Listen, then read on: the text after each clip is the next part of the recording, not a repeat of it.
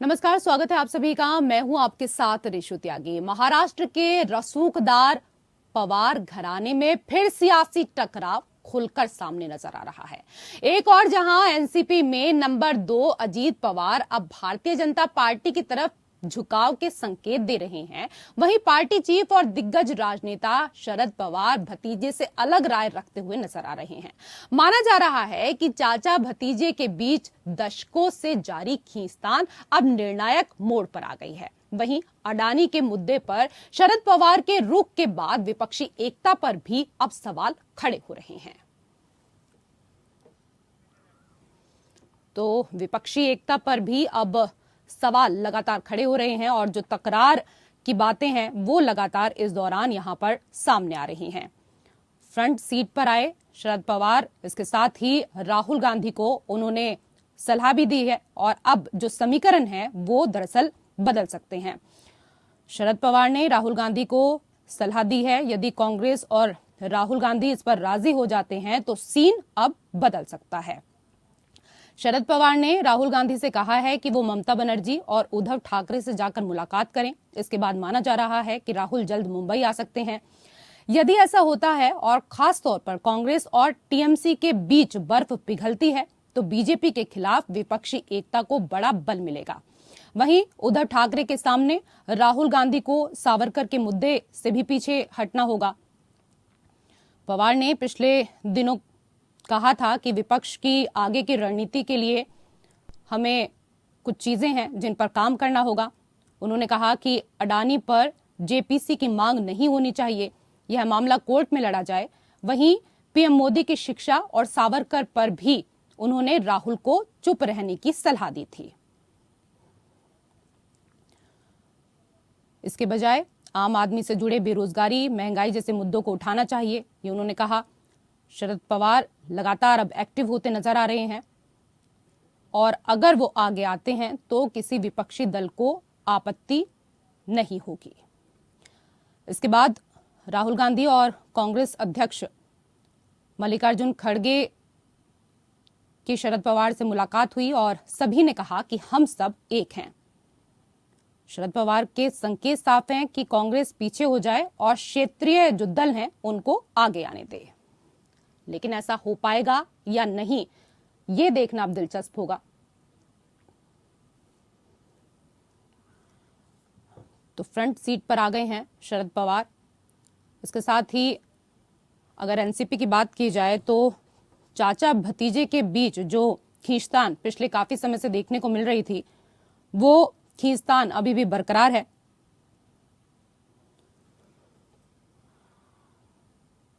तो इन्हीं सब विषयों को लेकर आज हम चर्चा करेंगे।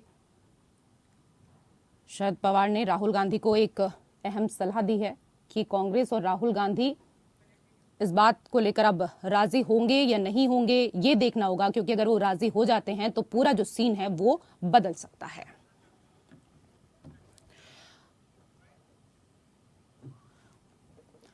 तो आज इन्हीं तमाम मुद्दों को लेकर हम चर्चा करेंगे और चर्चा करने के लिए पैनल में 4 खास मेहमान इस वक्त हमारे साथ जुड़ चुके हैं। हमारे साथ वैभव अग्रवाल, प्रवक्ता बीजेपी, जुड़ चुके हैं, बहुत बहुत स्वागत है आपका। हमारे साथ रत्नाकर सिंह, प्रवक्ता कांग्रेस, जुड़ चुके हैं, आपका भी बहुत बहुत स्वागत रत्नाकर जी। हमारे साथ मुकलेश शेख, नेता एनसीपी, जुड़ चुके हैं, आपका भी बहुत बहुत स्वागत है। और हमारे साथ राजनीतिक विश्लेषक आरबी उपाध्याय भी जुड़ चुके हैं। आरबी उपाध्याय जी, आपका भी बहुत बहुत स्वागत। और पहला सवाल मेरा आपसे ही है, शरद पवार एनडीए के साथ नहीं जाना चाहते, वहीं साझे विपक्ष में वह कांग्रेस का नेतृत्व भी नहीं स्वीकारना चाहते हैं। जिस फॉर्मूले को पवार पुश कर रहे हैं, कांग्रेस इस पर राजी हो सकेगी क्या? तक का इतिहास रहा है, जहां जहां गठबंधन किए हैं, बैकफुट पर रही है, क्षेत्रीय दलों को आगे किया है, वहां वहां कांग्रेस खत्म होती चली गई है। उसके अस्तित्व का संकट पैदा हो गया। तो कांग्रेस बहुत फूक फूक कर कदम रख रही है और ये बात फैक्ट है कि बिना कांग्रेस के विपक्ष या विपक्षी एकता बेमानी होगी। अब कांग्रेस को ज्यादा से ज्यादा दोहन करने की जो कोशिश क्षेत्रीय दल करते हैं, तो कांग्रेस कहां तक कंप्रोमाइज करेगी? कंप्रोमाइज की एक लिमिट है। आज आप देख रहे हैं कि भारत जोड़ो यात्रा से लेके और विभिन्न मुद्दों पर अगर सत्ता पक्ष को कोई मजबूती के साथ घेर रहा है तो वो कांग्रेस है। और कांग्रेस ही एक ऐसी पार्टी है तो पूरब से पश्चिम, उत्तर से दक्षिण, हर गली मोहल्ले नुक्कड़ पर आपको कांग्रेस का वर्कर मिल जाएगा।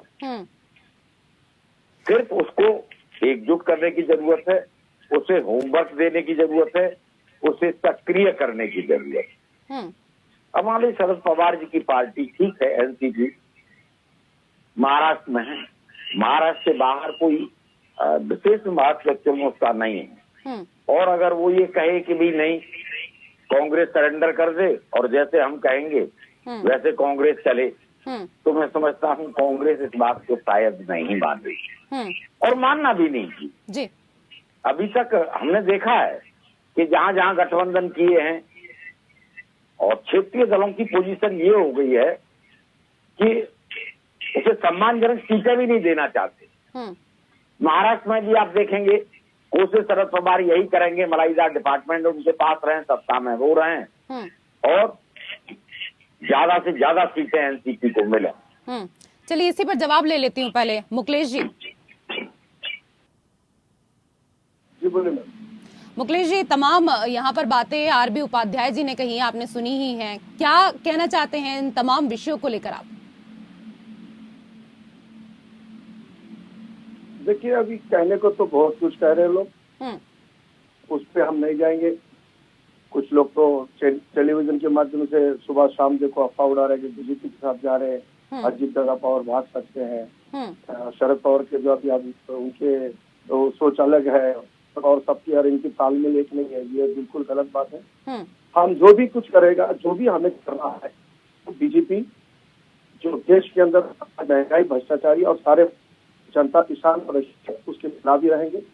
महाराष्ट्र के अंदर एक बार अजीत पवार साहब 80 घंटे की सरकार में चले गए थे, लेकिन अब दोबारा उस चीज को भले राष्ट्रपति लागू होने दो, लेकिन इसके अंदर हम उनके साथ नहीं जाएंगे। अजीत पवार ने अभी ट्वीट करके सारे चीज का जस्ट अभी कल विधान भवन में मुलाकात करेगा विधायकों से।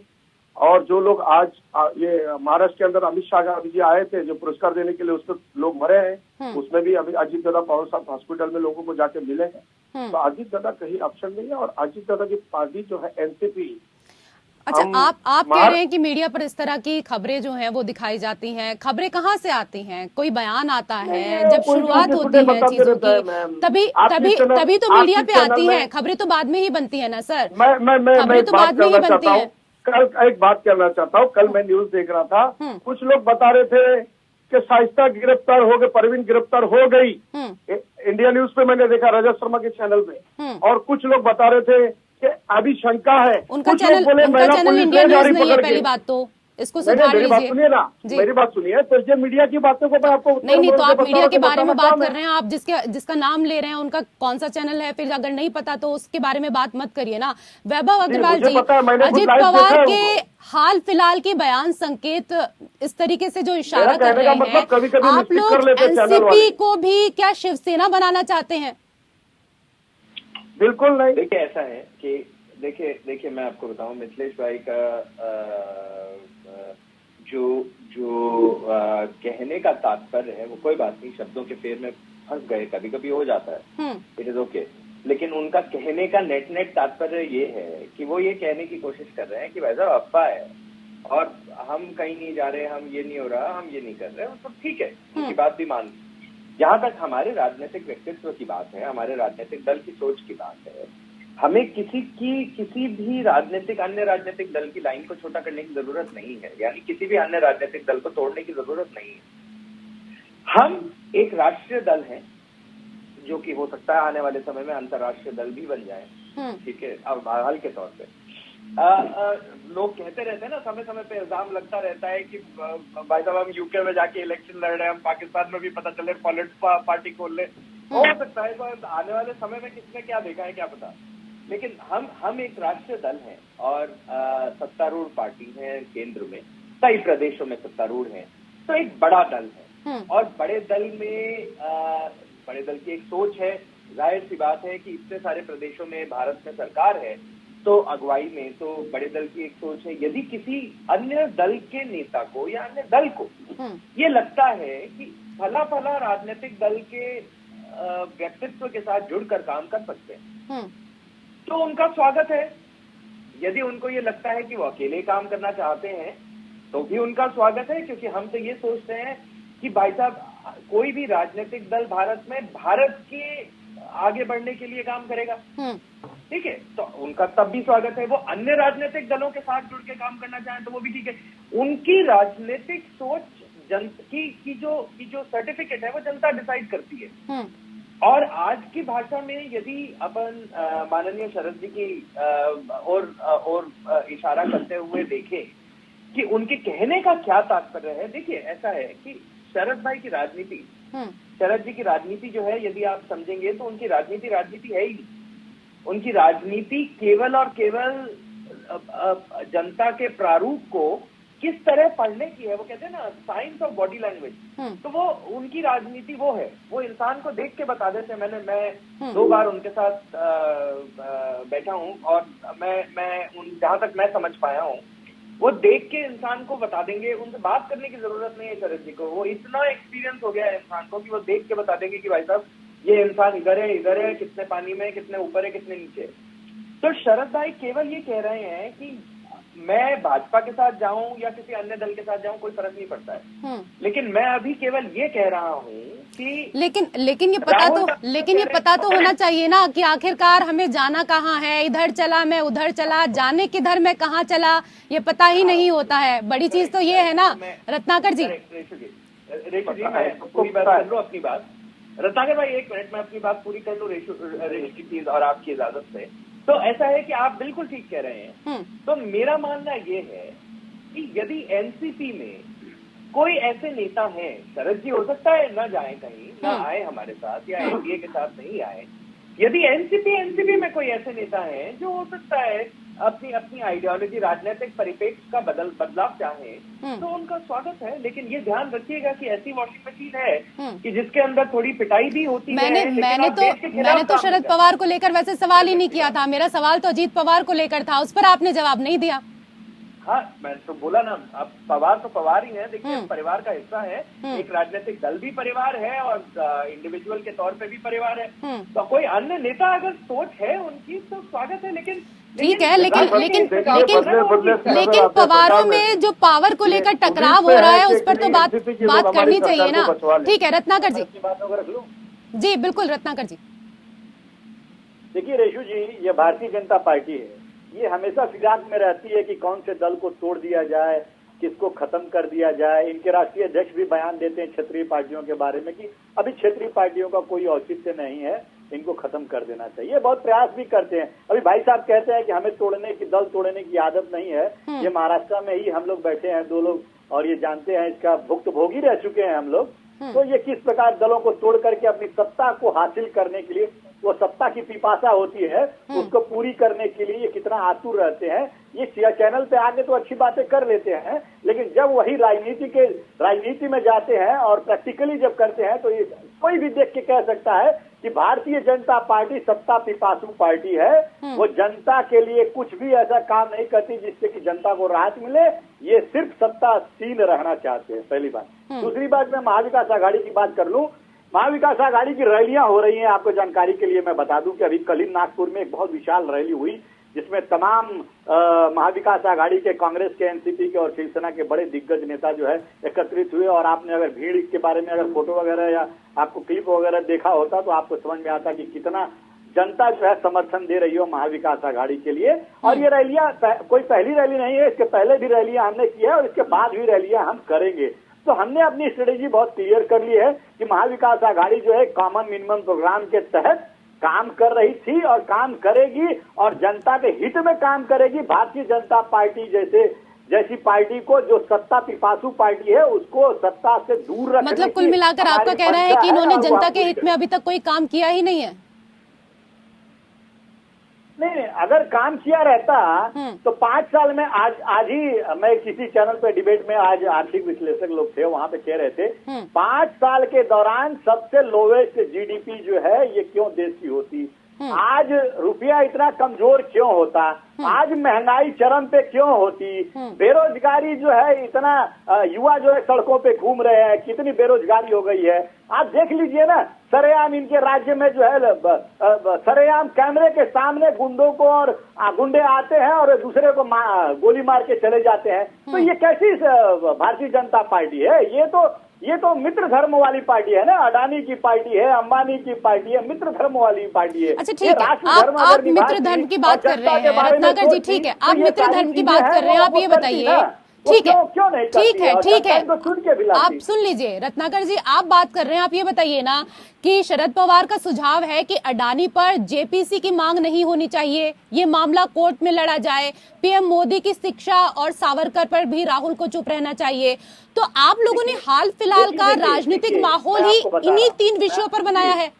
जी रेशु जी मैं बता रहा हूँ, अगर 19 विपक्षी पार्टियां हैं, अगर कोई भी मुद्दा है तो हो सकता है उस मुद्दे पे 10 पार्टियों का अलग मत हो और 9 पार्टियों का अलग मत। मुद्दों में भिन्नता हो सकती है, लेकिन अंततोगत्वा हमारा उद्देश्य बहुत साफ और क्लियर है कि हम भारतीय जनता पार्टी के जो केंद्रीय एजेंसियों का दुरुपयोग कर रहे हैं, देश में महंगाई बढ़ा दिए हैं, बेरोजगारी बढ़ा दिए हैं, इनकी कुनीतियों की वजह से आज जनता त्राही कर रही है, इनको सत्ता से बेदखल करना हमारा प्रमुख उद्देश्य है और वो हम करेंगे। और उन्होंने एक सलाह दिया है, व्यक्तिगत सलाह दिया है, उनकी पार्टी का ऐसा कोई ऑफिशियली ये कमेंट नहीं है, उन्होंने व्यक्तिगत सलाह दिया है कि अगर कोई कमेटी बन गई है कोई, तो उस कमेटी को काम करने दिया जाए, जेपीसी की मांग जो है वो करना उन्होंने। अच्छा ठीक है, उपाध्याय जी आपको लगता है कि शरद पवार का जो साथ है वो कांग्रेस के लिए इतना ही सहज होने वाला है जितना कांग्रेस बातें करती है?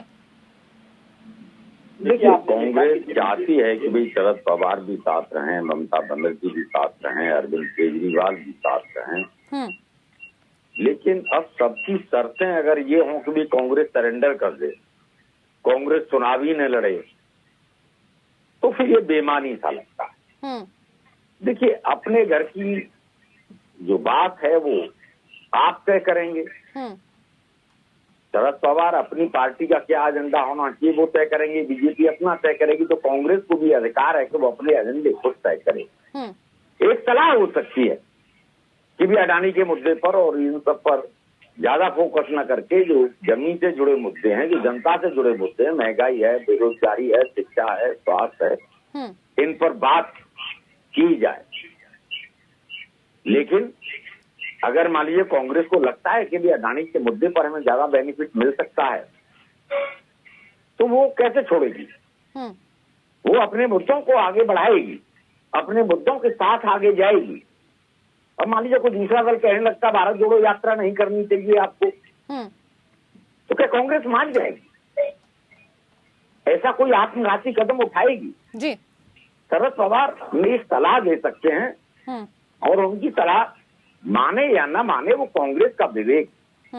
रत्नाकर जी, एनसीपी और टीएमसी अपनी राजनीतिक महत्वाकांक्षा के चलते ही आज अलग पार्टी है, उन्हें अपना नेतृत्व स्वीकार करना होता है तो वो कांग्रेस में ही होते, यानी वो आपके साथ साझेदारी चाहते हैं लेकिन आपकी अगुवाई नहीं चाहते। इस बात को आप लोगों को समझना होगा। देखिए, आज देश की परिस्थिति क्या है वो समझने की बात। आज भारतीय जनता पार्टी की मंशा है कि क्षेत्रीय पार्टियों को समाप्त कर दिया, और इनके अध्यक्ष ने भी कहा। तो कहने का मतलब ये है कि आज सब लोग अगर एकत्रित हो करके लोकतंत्र को बचाने का काम यदि नहीं करेंगे और सिर्फ अपना व्यक्तिगत महत्वाकांक्षा को पाल के रखेंगे, तो देश से लोकतंत्र खत्म हो जाएगा, विपक्षी पार्टियां जो है समाप्त हो जाएंगी। ऐसी भारतीय जनता पार्टी की मंशा है। वह चाहती है कि पूरे देश में विपक्ष जो विहीन सरकार चले और ये जो चाहे वो करें, चाहे जिस प्रकार की कुनीति हो, नोटबंदी, जीएसटी हो, चाहे जैसा भी नियम कानून अगर थोपना हो, इनको ये थोप दे, जनता कुछ नहीं बोले। तो ये इस तरह की सरकार चलाना चाहते हैं और ये मंशा पाल के रखना चाहते हैं। तो सारी विपक्षी पार्टियों ने लेकिन आप कैसी सरकार चलाना चाहते हैं रत्नाकर जी, ये भी बताइए ना, क्योंकि अब ऐसी स्थिति तो नहीं रही है कि क्षेत्रीय पार्टी आकर के आपको गठबंधन का ऑफर करेंगी। अब आपको उनके पास जाना पड़ेगा ना, तो उनकी शर्तें भी माननी पड़ेंगी। क्या कांग्रेस किसी क्षेत्रीय दल की अगुवाई में विपक्षी एकता का हिस्सा बनना चाहेगी?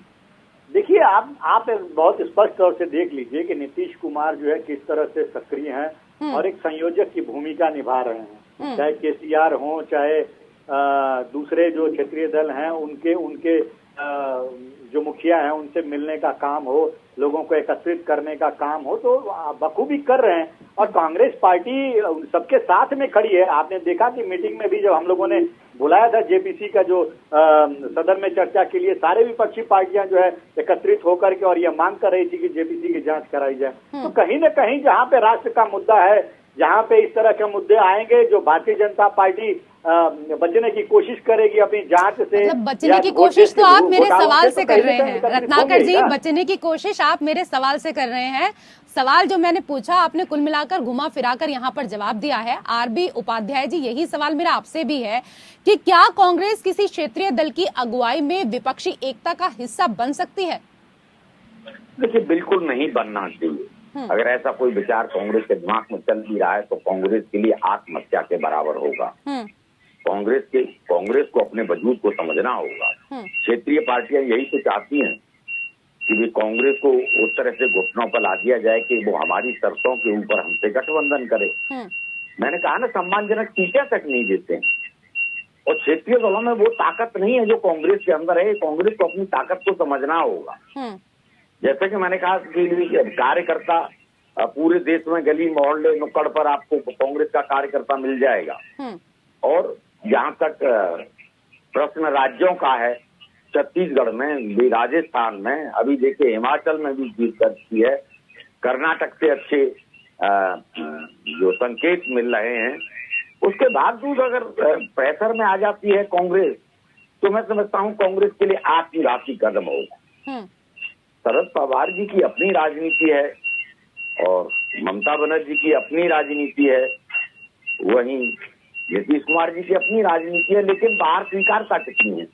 ममता बनर्जी बंगाल से बाहर नहीं है, बिहार से बाहर, नीतीश जी को कोई नहीं, कहीं कोई उनका वजूद नहीं है।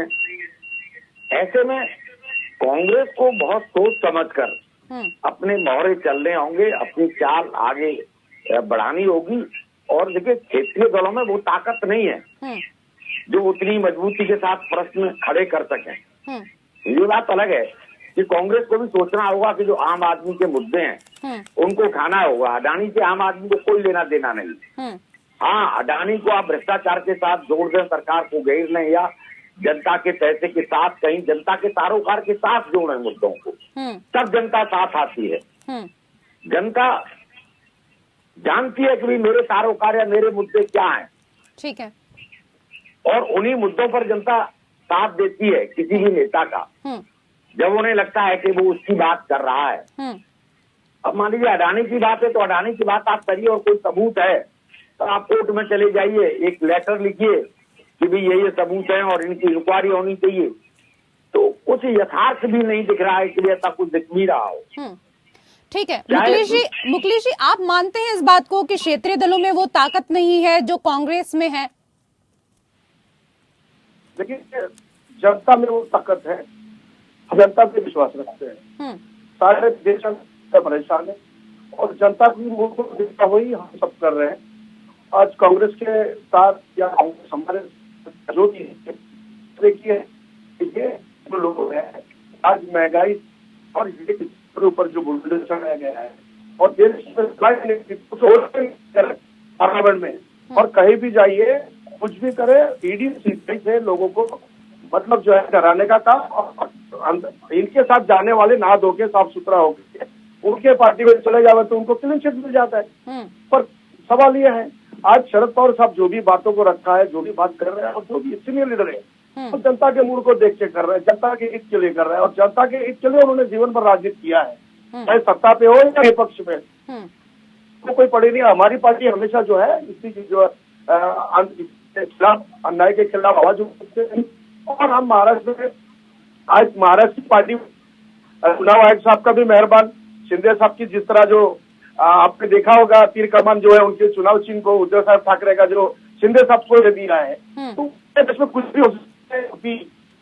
हमारी पार्टी जो है ऑनरेबल चलिए वैभव जी बहुत देर से शांत बैठे हुए हैं क्योंकि विपक्ष जो है लगातार वो एकजुट हो रहा है, तो ऐसे में वैभव जी सोच रहे होंगे कि आखिर भाई हमें क्या करना है, विपक्ष तो एकजुट है लेकिन जिस तरीके से विपक्ष की जो तैयारियां हैं उसको लेकर आपको डर सता रहा है या निर्भीक है? देखिए ऐसा है कि भारतीय जनता पार्टी एक बहुत बड़ा राजनीतिक दल हो गया है और राजनीतिक दल के साथ साथ एक बड़ा पावरफुल दल हो गया है। वो कहते हैं ना, it is a force to reckon with. तो अगर आप उस एंगल से देखें तो हमें किसी भी अन्य राजनीतिक दल का बढ़ता वर्चस्व, मतलब बढ़ता वर्चस्व एक या किसी भी राजनेता का बढ़ता वर्चस्व एक मुस्कुराने वाली बात है। मतलब मैं कहने की क्या कोशिश कर रहा हूँ, समझने वाले समझ गए, जो ना समझे वो अनाड़ी है। लेकिन किसी भी अन्य राजनीतिक दल का बढ़ता वर्चस्व हमें केवल ये बताता है कि हमारे कार्य करने की प्रणाली में कहीं ना कहीं कमी है कि जनता किसी अन्य राजनीतिक दल का वर्चस्व या किसी अन्य राजनेता का वर्चस्व बढ़ा रही है और उस पर्टिकुलर इलाके में।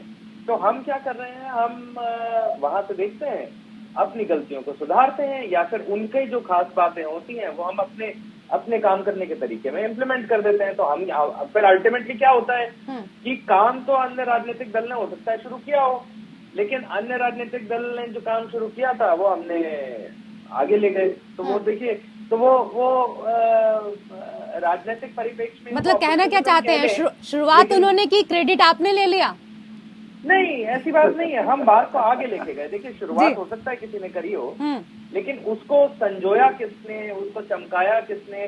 देखो हीरे ढूंढने वाले को उतने पैसे नहीं मिलते जितने हीरे तराशने वाले को या बेचने वाले को मिलते हैं। ये तो मतलब व्यापार का। महाराष्ट्र के शिंदे साहब को समझना चाहिए।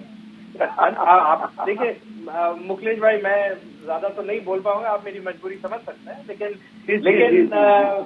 हीरे तराशने वाले को हमेशा पैसे ज्यादा मिलते हैं, कमाई वहाँ ज्यादा होती है, ये उसको नहीं मिलते जो हीरा खोजता है। मतलब कुल मिलाकर आपका कहना ये है कि बीजेपी पार्टी जो है वो हीरो को तराशने का काम करती है। हम तो स्वयं हीरा है, हम तराशकार हैं। हम वो क्या कहते हैं हिंदी, गुजरात से है ना ये पार्टी, गुजरात से चला रहा है ना। ये सारे लोग हीरे व्यापारी है, ये शेयर मार्केट के व्यापारी है, ये सारे लोग। महाराष्ट्र इनको है कि देश को आगे ले जाना है तो देश में पैसे की व्यवस्था तो करनी पड़ेगी। बिल्कुल।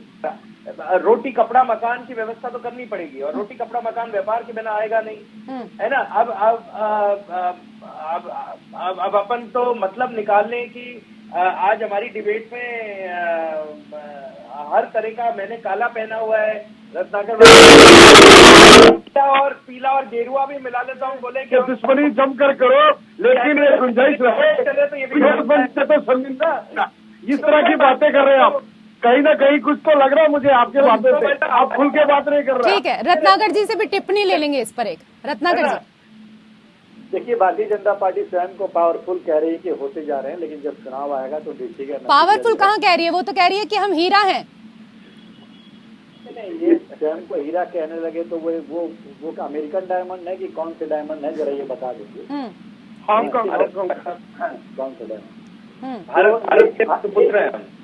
हाँ, वो भारत में जर्कॉन का कॉन्सेप्ट ही नहीं है भाई साहब। इटालियन डायमंड है या नहीं है वो पूछना पड़ेगा अपने को। नहीं, आजकल डायमंड बहुत मिलते हैं ना, वो वही वाली बात मैं कहना चाह रहा हूँ कि आप लोग वो ओरिजिनल वाले नहीं है।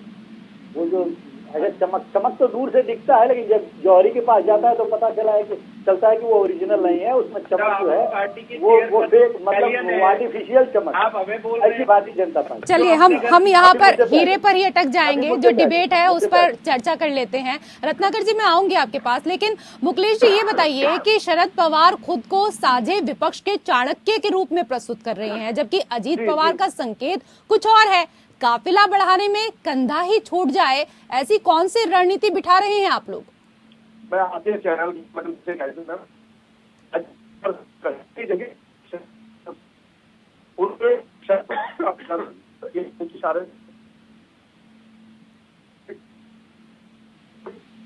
कोई भी रात को 12 बजे को उनसे चले जाएंगे, लेकिन शरद पवार साहब हमारे मतलब है उनके बाद सर माफी चाहूंगी, आपकी आवाज नहीं आ पा रही है, थोड़ी आपकी आवाज ब्रेक हो रही है। आरबी उपाध्याय जी, जो सवाल मैंने यहाँ पर किया मुकलेश जी से, इस पूरे मामले को आप किस तरीके से देखते हैं, कैसे देखते हैं इस पूरी राजनीति को रणनीति के रूप में बदलते हुए? देखिए, राजनीति और रणनीति है ना, दोनों में थोड़ा सा फर्क है जी। शरद पवार साहब राजनीति करते हैं, रणनीति बनाते हैं, लेकिन उसके बावजूद भी जो एक सफलता मिलनी चाहिए उतनी सफलता मिल नहीं पाती। अब जिस तरीके से महाराष्ट्र में चल रहा है, अजीत पवार अपनी चाल चल रहे हैं, ये अपनी चाल चल रहे हैं, अगर वहाँ ऐसा कुछ होता है तो प्रश्न खड़ा होगा पवार जी के ऊपर, क्योंकि जो अपना घर नहीं संभाल सकते वो दूसरों के घर अगर नसीहत देंगे तो फिर वो बात गले नहीं हुई। अभी देखिए, जो सिनेरियो चल रहा है 2024 के चुनाव के लिए, तो राजनीति हो रही है, रणनीति बन रही है 2024 के चुनाव को लेकर। और 2024 के चुनाव में बहुत ज्यादा समय बचा नहीं है जी। बात विपक्षी गठबंधन की होती है, लेकिन सबके अपने अपने सुर हैं, अपने अपने राग हैं। और आज से नहीं, मैं तो इतिहास से देख रहा हूँ बात।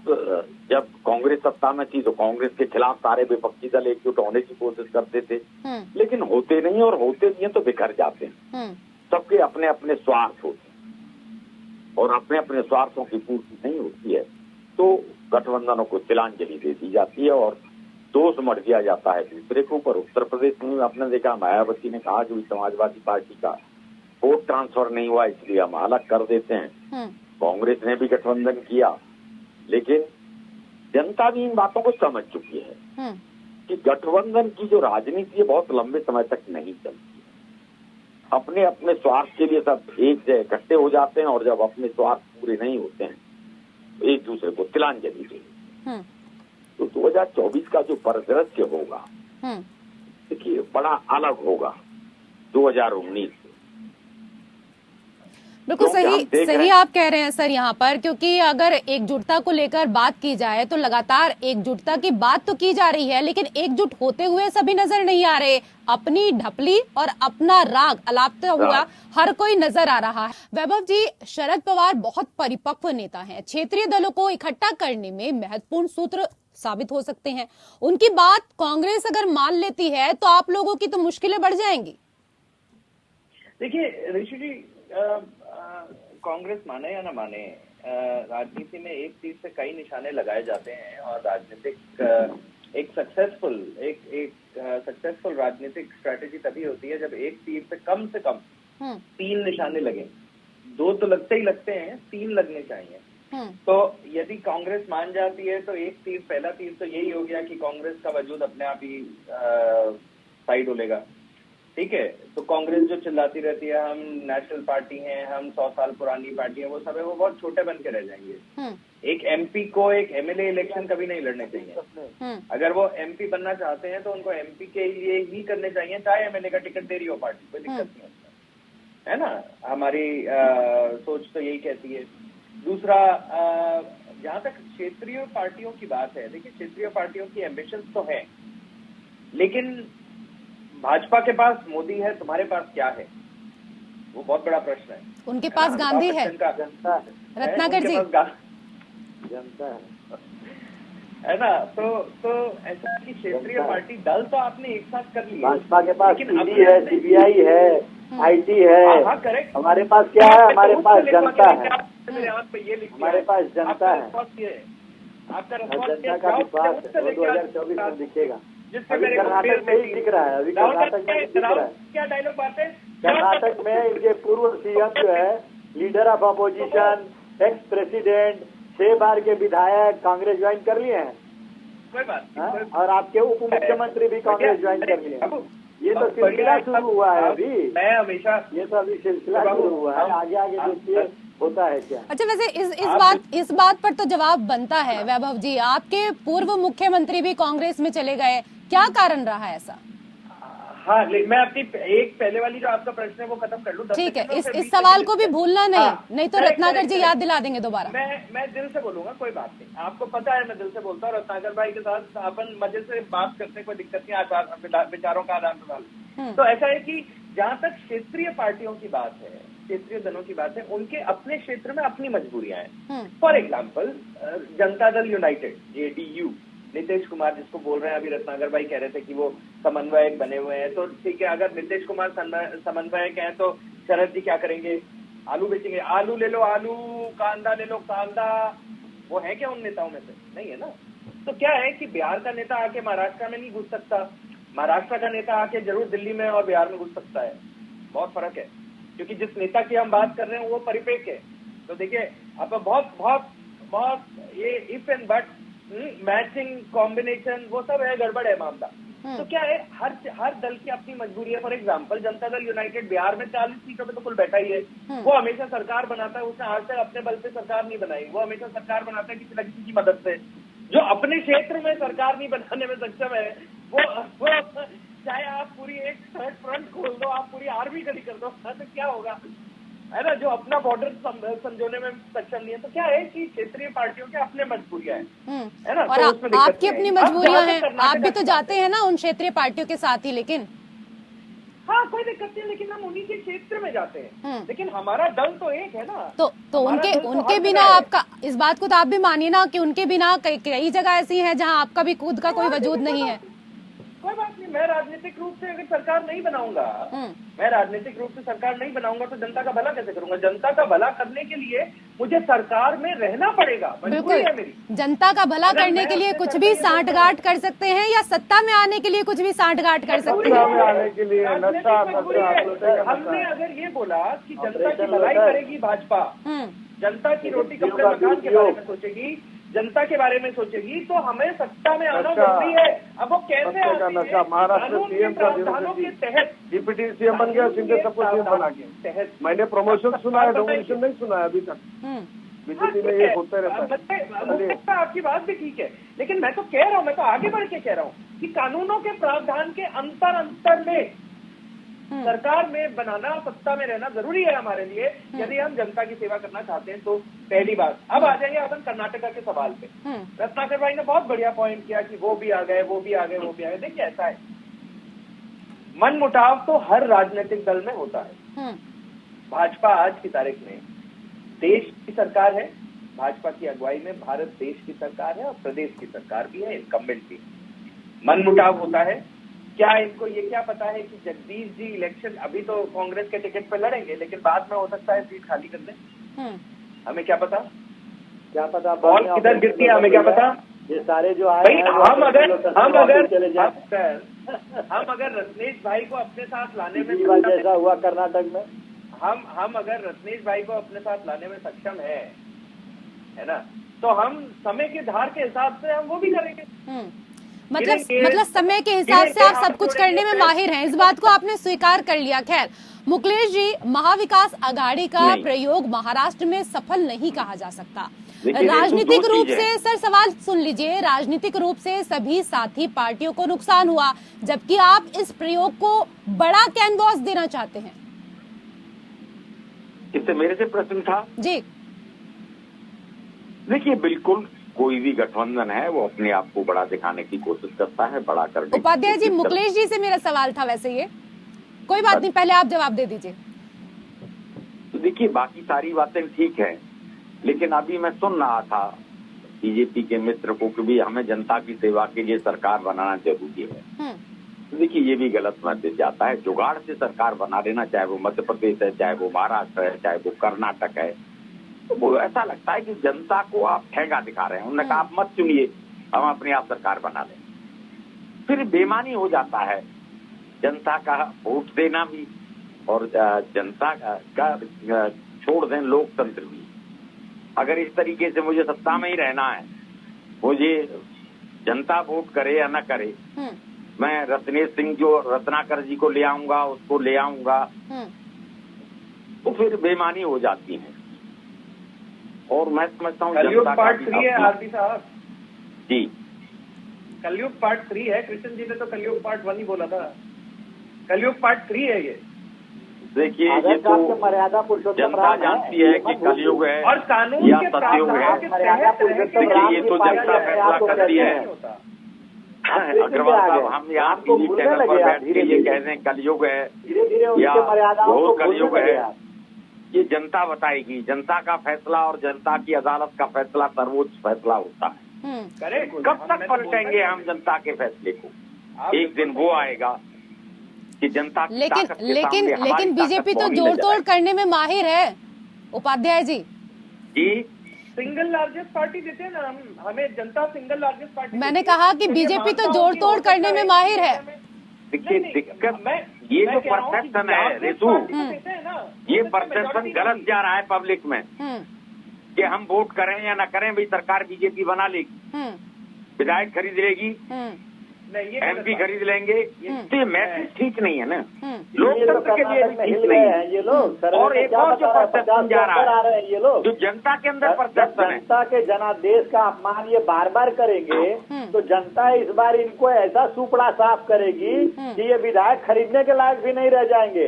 कर्नाटक में अरे इनके रत्नाकर जी, एमपी आप ही कुमार यही स्वामी करते कहते थे। हैं कि इनके अरे MLA आप भी कुछ कहते हैं अलग कि नहीं करते 50 थे रत्नाकर ये जी। समझ जाएंगे कर्नाटक में। अरे जब आप जिन्होंने सत्ता ये लगे तो आप भी आंदोलन अपनी किया चलाते थे। है, वो जनता के जनादेश ये का बात अपमान अलग है, किया आज आपके पक्ष में है तो आज आप जनता इस बात को इनको उठा रहे बाहर हैं। फेंकेगी इस बार। जब काबिल केंद्र भी की नहीं सत्ता में थे, छोड़ेगी कि आपने कितनी ऑपरेशन सरकारें लोटस कर गिराई? सके। आपने कितनी सरकारें गिनाई? मैं एक मिनट मैं आपको अभी आपकी बात का जवाब दे दूं। आरबी साहब ने सही बोला जो बोला, आइडियलिस्टिकली बिल्कुल सही बोला, लेकिन रत्नाकर भाई अपन राजनीतिक बात नहीं करते इस मुद्दे पे, अपन दिल की बात करते हैं 2 मिनट के लिए। आरबी साहब ने, मैं बोल रहा हूँ, मैं दिल से बोल रहा हूँ, बिल्कुल सही बोला उन्होंने कि ये जनता को छलावे की बात है। लेकिन जब ये अपॉर्चुनिटी तब आती है जब जनता स्वयं असेंबली का बंटवारा इस तरह करती है कि मेजोरिटी किसी को नहीं मिली लेकिन सिंगल लार्जेस्ट पार्टी को इनविटेशन जाता है, तो हमारा अधिकार तो जनता ने 1 2 3 दे दिया ना। तो हमने गठजोड़ जो किया वो कानून की लाइन के दायरे में रह के किया, तो उसने सिंगल लार्जेस्ट पार्टी देखिए मेजोरिटी मिस किया, बात दूसरी है। तो फिर तो री-इलेक्शन के आधार पे हम लोग सरकार बनाए, कानून के दायरे में मुकेश जी भी कुछ कहना चाह रहे हैं काफी देर से। मुकेश सरकार जी, बनाने के मामले में, और उसका महाराष्ट्र जनता ने इनको भरोसा किया है, जनता के भरोसे पे पानी का सरकार पानी बनी, बता देंगे सांसद क्या चुन के आए, लेकिन जनता के भरोसे पे खरा नहीं उतर रहा है। महंगाई कम नहीं, अडानी को पेट्रोल अडानी लाते हैं और देने वाला कर्मचारी केंद्र सरकार की, रेल बेच दी है, अच्छा ठीक है, रेल चलाने ठीक है। वाले आखिरी केंद्र सवाल सरकार है की। मेरा आपसे, तो ये महंगाई जो चीज़ है, महंगाई को लेकर ये सारे किसानों को बराबर नीचे तक से मदद नहीं मिल रहा है। ये सोलर शौचालय बना के लोगों को मैसेज दे रहा है कि हमने बहुत कुछ कर लिया। तो जनता को धोखा देने का काम कर रहा है। जनता भी धोखे में आ गया इनको वोट देके। जनता माफ नहीं करेगी, जुड़ी होगी 2022 में। लेकिन मैं आपसे ऐसी बात पूछूं, जनता बात नहीं करेगी क्योंकि जनता ने इनको बहुत विश्वास के साथ इनको वोट किया। चलिए कल पूछेगा वैभव जी, कल पूछेगा, आज समय नहीं है, आज समय का अभाव है। बहुत बहुत शुक्रिया आप सभी खास मेहमानों का हमारे साथ इस चर्चा में जुड़ने के लिए, और इसी के साथ लोकतंत्र में फिलहाल इतना ही। नमस्कार।